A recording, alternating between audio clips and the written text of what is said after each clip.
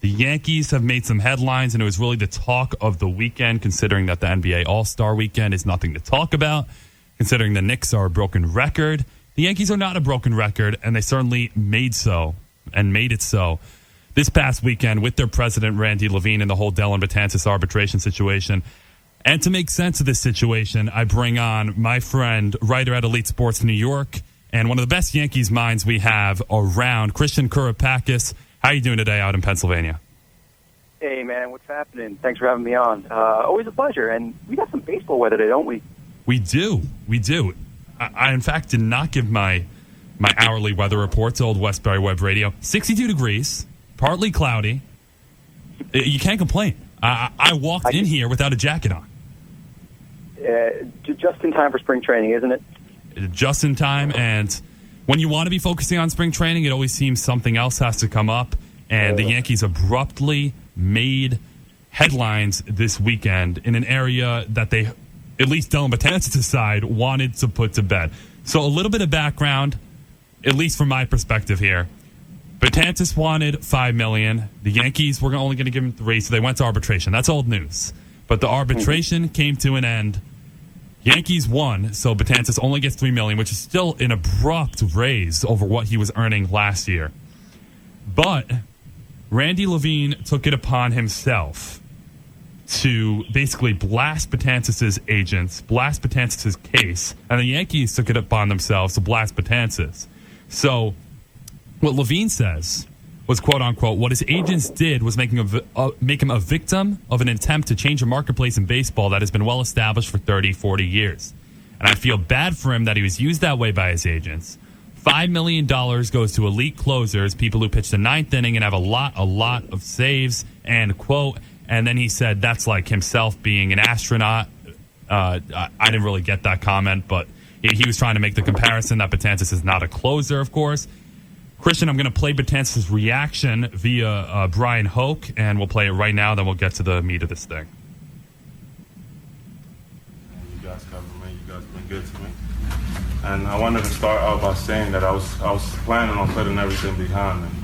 And, even though I disagree with the arbitrator's decision, I was planning on putting everything behind me, until I was aware of Randy Levine's comments and saying I was a victim in this whole process and saying how much they love me. But then, they take me in a room and they trash me for about an hour and a half.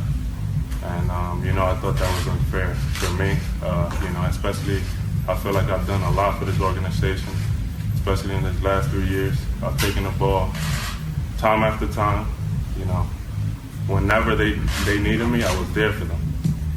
I never said no. Whenever Girardi said, you want the ball, I got it. And for me, I just felt like this whole process was unfair. We try to come into middle grounds and nothing really happened. So, that's all I have to say. I'm open for input. So there's Betances. You got to feel for the guy, Christian, right? Yeah, honestly, I haven't heard anyone sound so deflated during a spring training press conference. So just to go to show you what Levine's comments did. But listen, arbitration is a business, and it's the business side of baseball. Business is business. We understand that. Both sides shouldn't have really said anything and walked away. And in fact, Betances, he said he was going to put it behind him, focus on 2017. $3 million is actually a 491% pay raise. So he was prepared to, put the whole thing behind him. But then Randy Levine happened, man. And, you won. What's the point of addressing the media and berating who's a homegrown talent, who's done nothing, who's, like he said, done everything the Yankees asked him to do, whether it was set up, be that seventh-inning guy, and even close last year. He's done it all and been abused doing it. He's arguably the best relief pitcher in the last 3 years, has thrown the most pitches among relievers over the last 3 years, and could very well be an elite closer if the Yankees put him in that role. So those comments didn't make sense either. So in the end, arbitration is a business. It's not about the business in this side, though. This has a lot to do with respect. And now you see the odds of Betances, who is on track to being one of the best relievers in the Yankees' history, the odds of him becoming a Yankee for life, they've just been shot in the foot. You definitely said it, Christian. You understand that arbitration's a business. It was $5 million versus $3 million, and either way, even if Betances did get his way, There's another topic we're going to talk about that's still essentially undervalued for Dellin Betances' services. But when you look at what Randy Levine did, and you look at what that caused, and the unneeded cost of the situation, I mean, if you're Dellin Betances, you have no motivation whatsoever when you hit the free agent market to even entertain coming back to New York. I mean, this is just something that's blown so out of proportion. The way he described it, they pull him into a room and trash him for an hour and a half for wanting $2 extra million. I mean, you gotta view Betances as a victim here. Oh, no doubt. And remember, this is the same Randy Levine. I mentioned this in my column yesterday. This is the same one who rips reporters and the media for bringing up the subject of the Yankees selling at the deadline. And now look at the farm system, look what the Yankees did, and everything's great. So Randy Levine has a track record of being egotistic and going off the rails and saying things that shouldn't really be said. And this is just the tip of the iceberg for me. This is just beyond disrespectful for someone who's grabbed the ball every time you ask him to. He's been one of the best, homegrown guy. And now you're going to feel this down the road. I know he's not a free agent until 2020, but this is something they're going to feel. And they can't really repair this. The guy sounded very deflated. Free agent's going to be easy for him. I think we could all allude to what that means. Christian, just to echo what you were saying, I'm not the biggest Levine fan. You would never see Brian Cashman or Hal Steinbrenner go off the rails like this and absolutely trash one of the Yankees' own. And when you listen to Betances' side of things, it makes complete sense. There's a guy who goes out there and utterly dominates. There's a guy who goes out there whenever the Yankees tell him to, which resulted in a decline at the end of last year because he was just worn out because he takes the ball whenever the Yankees ask him to take the ball. He does whatever the team asks him to do, and now he gets treated like this. It's just unfair on so many levels, and I agree with you completely in this area. I agree with basically the entire fan base. But when it comes down to it, $3 million versus $5 million, I don't think that's the real question here because, as you mentioned, Christian, you can map it out for us a little bit more. Betances is already receiving a substantial upgrade from what he was earning last year. Yeah, he was making $500,000 last year, and I want to show you something. This is a stat I found it's called Fangraphs Dollar Value. It pretty much what it does is it gives you a value of that production. And last year, Betances' value was $23 million, which means if you want to replace Betances' value last season, you better expect to pay $23 million. And yet, this is what Randy Levine is saying. It's just pure nonsense what he said, and he doesn't understand how good Betances is, and that's only because he doesn't have that save total. It's so ridiculous when people bring save totals into the equation here. That's going to be something I talk about a little bit more as the show moves along. Basically, using saves to define what a relief pitcher is or his value to the team, which brings us to this point. Levine claims the Yankees are trying to, not the Yankees, but Betances' agents are trying to redefine a market that's been in place for so many years. But really what you're seeing now is without true setup men, without dominant setup men, you can't create a great bullpen in Major League Baseball with just a guy who's going to lock down the games because he's not going to have a chance to lock down the games. Typically, the biggest outs come in the eighth inning. So, really, in your opinion, Betances has to be worth or nearly as worth as much as a guy like Chapman, right? Oh, absolutely. And you know, the Cleveland Indians don't go to the World Series without their setup man, Andrew Miller, not their closer. Andrew Miller was setting up. He was in the fourth inning, fifth inning, sixth inning. He wasn't the closer. He wasn't registering saves.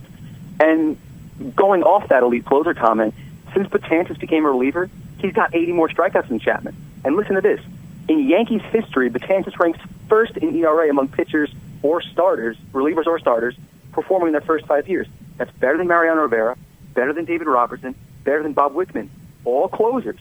So you look at Betances' value first and say, he could be an elite closer. But then you look at it and say, his value going into seventh, going into eighth, possibly the sixth, when the most important at-bats are taking place, Betances is in there getting it done. It's not always the ninth inning where the most important outs are being made, and you especially saw that in the postseason. So that's my take on the whole closer and the middleman not getting paid, because they're just as important, if not more important, than the closer itself. When you look at a setup man like Betances, those outs in the middle of the game, bases loaded, 2 outs in the seventh, set up the situation where, okay, maybe if you halt them there, the Yankees get a few tack-on runs, and it makes the closer's job 100 times easier. Comes in maybe a 5-2 game and gets 3 outs against the 7, 8, and 9 hitters in the lineup. It's those outs in the middle of the game that have become so valuable, and with all these advanced metrics, you get to see, and it sheds light on the fact that you need more than a great closer in this league. Now, stepping back a little bit to just the value here, $5 million versus $3 million. Now, I'm not a lawyer. I don't really know the whole arbitration process and how it works, but I know it was $5 million versus $3 million. Christian, can you explain, if you can make sense of this whole thing, what was the Yankees' reluctancy to give Betances $5 million versus $3 million? Because either way, you're not redefining the market. Well, I think it just came down to, first of all, I think it was kind of petty to not hand that $2 million over to him or even meet halfway, because according to Joel Sherman, Betances' team tried, before the hearing took place, before they went into the room, tried to be like, hey, can we settle? We'll settle somewhere in the middle. The Yankees said no, they're not going to even negotiate it, and went into the arbitration hearing. So don't really understand why they couldn't meet halfway. That could have been either throw $500,000, $1 million, or $250,000. They could have met halfway somewhere. But, I didn't expect Betances to win this case at all. Even experts say he was reaching a little bit he was making $500,000 last year to $5 million. That's a pretty intense pay raise, and he did, in the end, like I said, received 491% pay raise. So he did receive something. I do think the Yankees were petty about it, and really for no reason why they couldn't meet halfway in the middle. But I have no problem with the result of the arbitration case at all, to be honest with you. Christian, here's where I get a little bit concerned, especially as a fan myself. Betances says it's easy for him to rebound from this. He just goes out and pitches and does what he loves to do, pitch in front of the fans. But doesn't it give you a little bit of a hit and a step back and affect your mentality just a little bit when you know you don't necessarily have the support of the front office? Oh, 100%. Like he said, he's been called more than any time. He's been rotated in between roles, in and out of the closer spot, 8th inning, 7th. He's been doing it all. And all he really needs is a little respect. And that's not what he got. His reach for $5 million was half-baked. I'm not an astronaut and you're not a closer. What kind of comments are those, man? It's awful. So that's what it came down to. And I think that lack of respect is going to come back to bite the Yankees. It's really no question. As a player who is a 3-time All-Star and who just is one of the best at their position, all you really ask for above money is respect. And the Yankees really didn't give that to him here, and they have a track record of not giving their stars respect. And all it took was just some respect, because Betances was giving the Yankees the respect they deserved. He did not make any waves, and he never makes waves.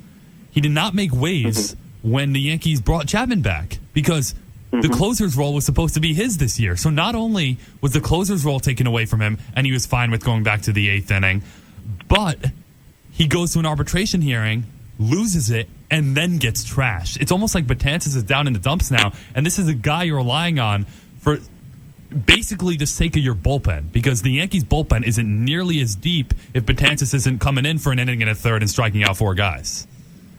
Yeah, and he even said, he sounded reluctant to, he sounded like he was going to place an innings limit on himself. That's kind of the vibe I got from the press conference. So this is not a guy you want to tick off right now.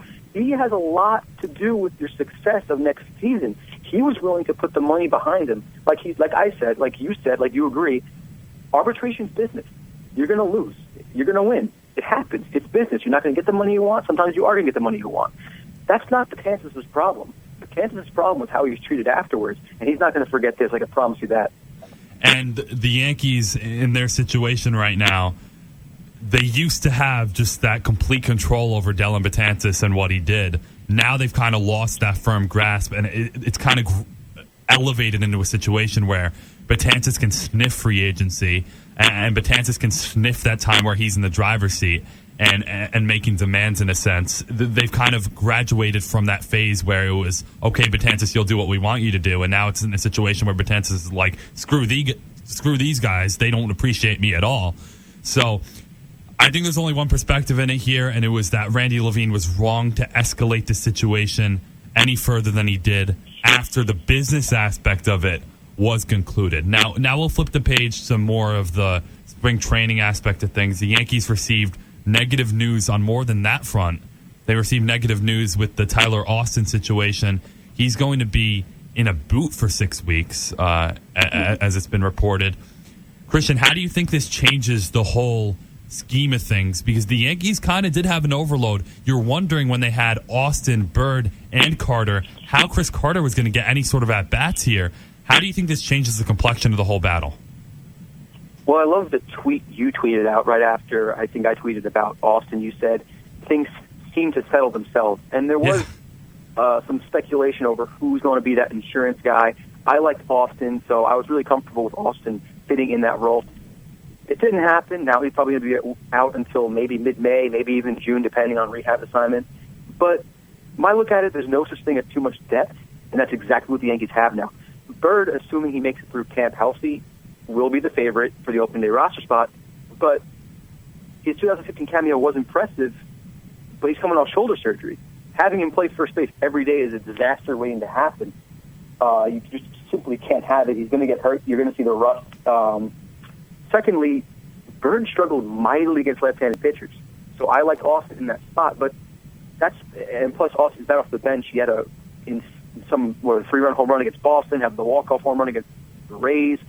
He was clutch off the bench against left-handed pitchers. Everything you wanted to do to complement Bird, that was Tyler Austin. That's why his backup role was so crucial. But that's why you spend $3.5 million on Chris Carter, because like last year, this is not Dustin Hackley, this is not Chris Parmalee, this is not Rob Refsnyder, Ike Davis, or Billy Butler. That was a terrible first base rotation. This is the National League home run reigning champion. So if I want to put this all into perspective, yes, Austin's going to be, his absence is going to be felt, but thank goodness Cashman made this last-minute move for Carter, because he's huge insurance. An under-the-radar move now looks like it could be partially a saving grace. But as far as the entire complexion of the roster, you look at, I kind of put the Holiday signing and the Carter signing, I relate the two, because they're two guys that should see action, should have a big impact, but not in the typical go out and play a position type of role. Holiday, you would expect him to get some DH at-bats with Gardner in left field. So you have Holiday, Gardner, you have that situation. Then you have Carter, Bird, but you only have one DH role, and you have those positions occupied that they would play when they're not DHing. So how would you see the Yankees working this on a day-by-day basis if everyone is healthy and no more people get hurt? You have Holiday, Gardner, Carter, Bird. How do you see that playing out? Well, I think Holiday is going to. I don't think you're going to see a lot of Holiday in left field. He looked pretty bad last year with the Cardinals out there. I know he was hurt, but he didn't look very well out in left. So I think you're going to see Gardner out there. You're going to see Hicks play out there before you even see Holiday. I'll even go out and say you'll see Frazier out there before you see Holiday take a lot of time out there. But I really do see Holiday, Carter, and Bird interchanging out of the DH and first base role. Of course, you got to give Gary Sanchez some days at DH. So, to me, it's really you're gonna see a rotation between mostly Bird and Carter at first. Carter probably against left-handed pitchers because Bird struggled. Holiday's really gonna glue himself into the DH role unless Bird needs a day and Gary Sanchez needs a day. I don't think that's really going to be problematic for the Yankees at all. Like we've said, there's no such thing as too much depth, and I like the fact that they can give guys like Gary Sanchez and Greg Bird days off. Definitely depth is never a huge problem to have, and the Yankees certainly have that depth, especially since they made that Carter move, and you could definitely wind up in a situation where you're DHing Sanchez a day, and you have Holiday and Chris Carter as options off the bench, and that's never a problem to have. You have two veteran bats that can change the game with one swing, and that's something you always want, and the Yankees are not struggling for offensive depth. And I always thought, and Christian, I don't know if you agree with me here, the Yankees may not be contenders this year, and it may be a see-what-you-got type of year, which I've always said, but if you want to maintain some sort of relevancy, you got to have some veteran presences to go along with the young talent in the lineup. You can't rely solely on the young talent, and I think with Holiday and Carter, the Yankees have kind of restored stability on the offensive side of things. Oh, yeah. I think Holiday even more than Carter, because Holiday is he's a former NL batting champ. He's been to the World Series in 2007 with the Rockies. He's played for a winner over there in St. Louis. So I think it's Holiday more than Carter, but absolutely. These guys need something to grow into. And you look at it, who's there? Ellsbury, Gardner, those guys are the veteran leaders, but you can't have enough when you're in a rebuilding year. And most importantly, there were really no big bats to go to off the bench last season, and now you have a 41-homer guy in Chris Carter to go off the bench, a guy like Matt Holliday to go off the bench if you choose to DH Gary Sanchez in the day. So I think that bat off the bench is gonna help, and it's just invaluable, the experience you get behind all these 80 bombers. Okay, Christian, one more question before we let you go. Once again, we're talking to Christian Kouroupakis on line number 1 in the studio. About 1:06 p.m. We'll ask you one more question, and then I'll leave you be for the rest of your Sunday.